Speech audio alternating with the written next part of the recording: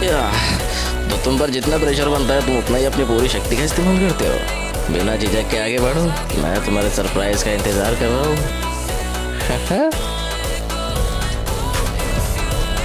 तो मेरा टैग बुकने में कामयाब हुआ। अगर कोई आम इंसान होता तो वो अब तक खत्म हो चुका होता।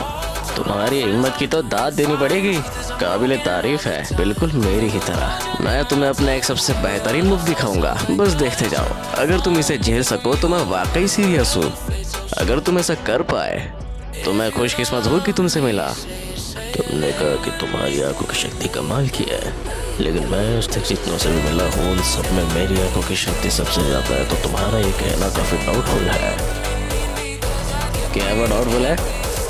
तो फिर खुद देखो और इस पागलपन को महसूस करो जो इस खालीपन के पीछे खामोश है। इतने लंबे इंतजार के लिए माफी चाहता हूँ। तो ये रहा वो मूव। हकीकत अब किसी काम की नहीं रही। तुम्हारे गेंजूसू का उलट मेरे इस डोमेन के पीछे।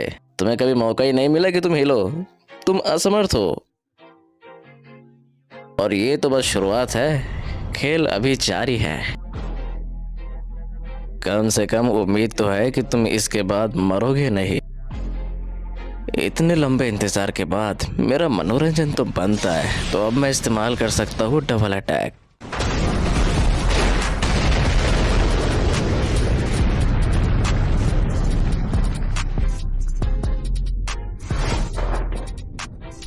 मैं मानता हूँ तुम्हारा पिछला मूव काफी परेशान करने वाला था। अगर मैं सावधान नहीं होता तो शायद मुझे तुम्हारा हमला रोकने का मौका नहीं मिलता। सच में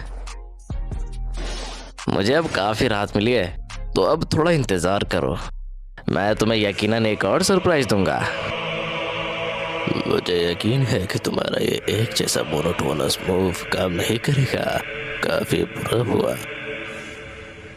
इसका घमंड। Fire style majestic destroyer flame.